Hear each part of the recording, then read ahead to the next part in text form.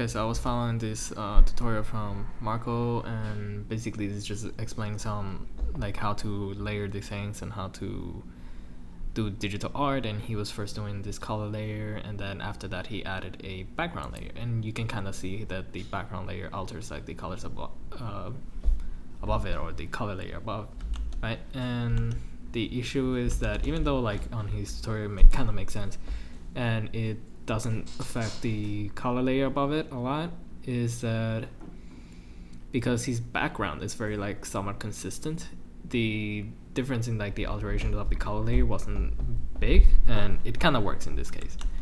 But if you were to do something in example, you have a subject on top of two backgrounds that are of very different values or contrast, right?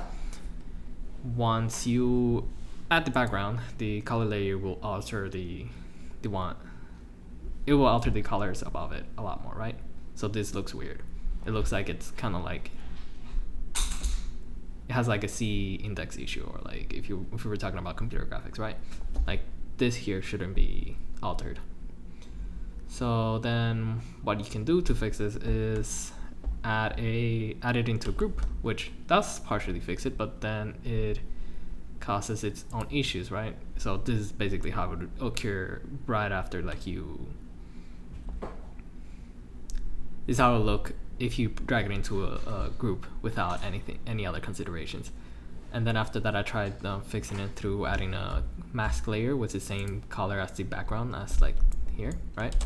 Okay, so you can add the alpha mask to some degree with like the background layer, and here is like the individual layer, and it fixes it, but it's like a lot of work creating the mask and everything. So then after that I ended up doing is adding a filter, and that seems to work better. You just have to add like an HSV filter and it should fix it.